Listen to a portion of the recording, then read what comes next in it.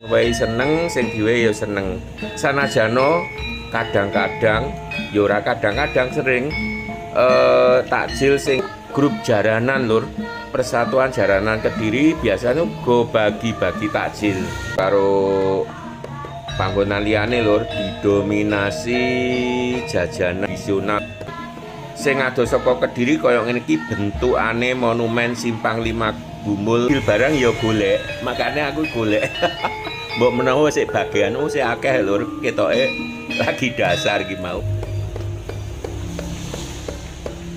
Iki lur oleh alhamdulillah.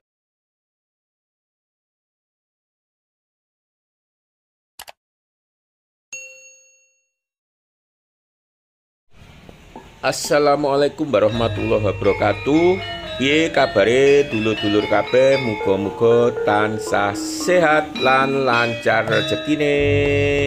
Iki aku neng cedhake monumen SLG Simpang 5 Gumul lur. Tepate neng kulone neng Prapatan Paron.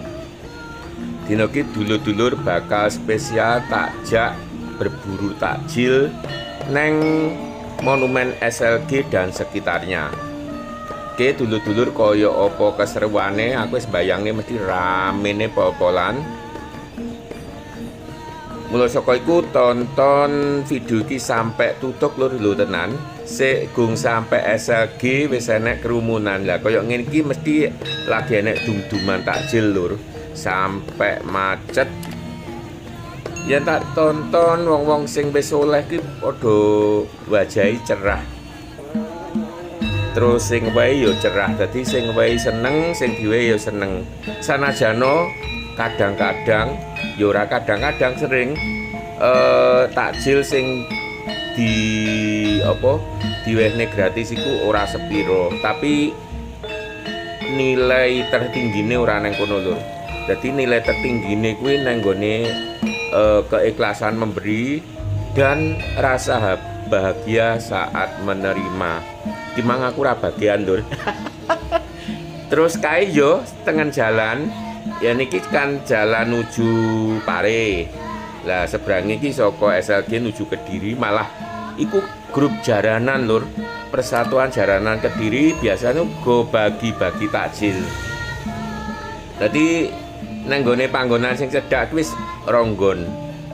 Ki dulur-dulur ngarep katon monumen SLG. Dulur-dulur sing wis ngerti mungkin rodok bosen ya, tapi tumrap dulur lan kanca-kanca sing adoh saka Kediri kaya ngene iki lur, situasi kondisi monumen Simpang 5 Gumul Kediri. Iki aku memang menggok ngiri mergo arepe nang nggone pusat kulineran SLG lur. Iki pintu gerbang parkir lur kiri mau. Jadi monumen SLG ku sanajana ya menurutku lho ya ora begitu otentik idenya, tapi iso terkenal kawentar margo posisine kang strategis. Terus wis pokoknya posisinya strategis banget, akhirnya jadi tujuan para pelancong utawa traveler lur. Aku kan jarang liwat kene, biasane ki aku lurus terus liwat dalan sing ngarep kono, ki njajal liwat cedhake parkiran lur.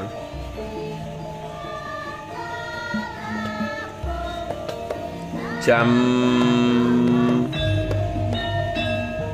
5 kurang seprapat lur. Bayu rame. Yen ramene bakul iku pancen dino-dino wis rame lur. Pancen kene iki pusat kuliner, utamane yen Sabtu Minggu. Oke ditutup ketoke motor gak oleh mlebu. Iki aku menggo nganan dhisik ae lur. Engko pokoknya diubengi sampai rata. Untungnya panggonane ombo, dadi bakul sing jumlahe beratus-ratus. Kuwi iso tertampung kabeh lur. Terus masyarakat Kediri sing dasar senengane ki mlaku-mlaku jajan kuwi iso terakomodasi dengan baik. Jadi yang bulan Ramadan ramene iso tikel-tikel lur. Ki teko awake teko arena permainan terus ono apa ki dokar barang lur. Ya padha karo panggonan liyane lur, didominasi jajanan kekinian. Yo sosis, tempura, pentol dan sebagainya. Sejauh iki aku gung nyawang jajan tradisional lur. Cuma memang niatku kimang ora bakal tuku gorengan, tapi aku arepe berburu takjil lur. Kaya apa rasane pengen melok bahagia ngono lho. Ki dilungkas saiki teko Taman Hijau lur, nang ngarep kuwi salah siji panggonan favoritku.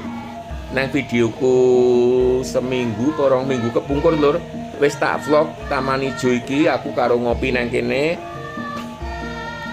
Cuman kimang memang barudan lur, aspale iso ditonton sih teles, tapi ya tetep orang ngalangi apa kuwi kesenengane warga Kediri. Jadi wis terang penduduk koyok-koyoki obrel maksudku, obreli ambiar. Lah aku ngarep ya nek rame neh kae dum-duman kae mestine. Lah dalah, tapi ramene popolan lur wis gak aku. Ki kontek wektune mergo aku niat nang pare barang soalé. Wis jam 5 e. Oke, tak menggo ae iki timbang mengganggu lalu lintas kiri jalan lur. Dum-duman takjil. Sing ngantri ki ya duduk cah cilik tok lur, wong tuwek-tuwek barang. Ki sing entuk seneng-seneng lur, aku ora ngoleh lur. Oke, bacut lur, bocah mlaku-mlaku termasuk bocah mlayu-mlayu akeh lur. Parkire nek tengah koyoke saya sore nyedaki magrib ki pengunjung saya akeh lur.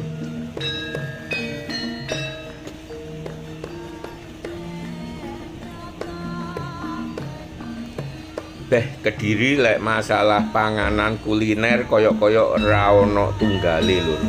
Jadi yang dihitung pancen luwih saka 100 lur bakul panganan nek kene iki. Berbagai macam ada. Oh iya aku mah penasaran nek ngarepe hotel Viv, buffet po cafe kuwi ono rame-rame memang jajal dicek lur. Ki awake dhewe kudu nganan yen nang nggone hotel cafe lur.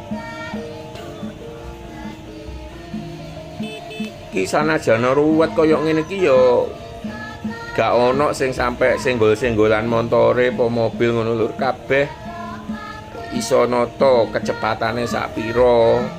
Ki lur tak jak nang nggone ngarepe hotel cafe utawa Viv. Mau kan tak inguk pas ndelok jaranan mau lho. Kan oleh sebelah kirine ki rame, makane tak cek ono apa sadurunge awake dhewe nang pare. Oh alah, cuma bocah cakruk lur, koyok komunitas motor apa ngono ki lho.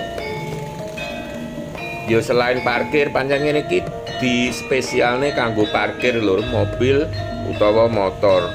Yen Sabtu Minggu go rame kene iki, mergo pancen pasar kuliner iki ramene utamane yen akhir minggu, Sabtu Minggu. Sanajano dina-dina biasa ya tetep rame lur, ning Sabtu Minggu kuwi rame. Lah, ulan poso iki nurutku ramene tikel maneh. Ki lur ki awake dhewe arepe metu, terus arepe balik nang nggone bunderan monumen SLG terus kok golek dalan arah pare.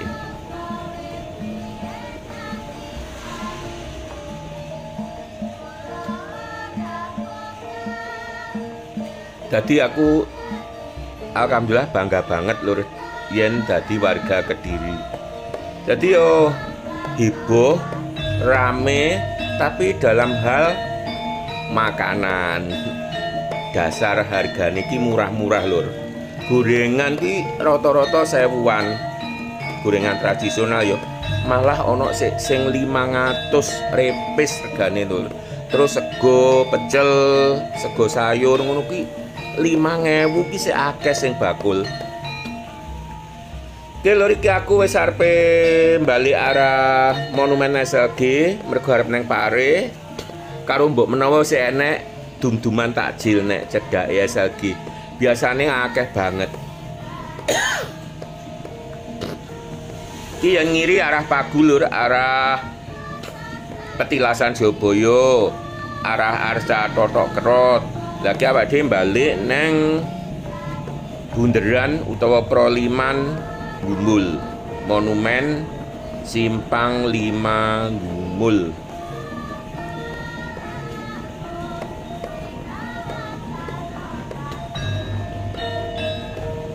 Rame banget. Jadi ngalah-ngalah nih rame nih Rioyo lur. Lah ngarep wis teko Monumen SLG. Yen kanan kan arah Kediri lur, cuma mergo searah ki arah manapun kudu ngiri. Mengikuti arah jarum jam. Arahe. Iki kanggo dulur-dulur sing adoh saka Kediri kaya ngene iki bentukane Monumen Simpang 5 Gumul Kediri lur. Iki bakal tak jak neng Pare. Muga-muga gak udan lur. Cuma tak sawangi mendunge sisih lor kok peteng padahal baru udan lur. Jadi arah Gurah Pare Surabaya. Oh. Alhamdulillah enek dum-duman takjil lur ngarep kuwi tenan.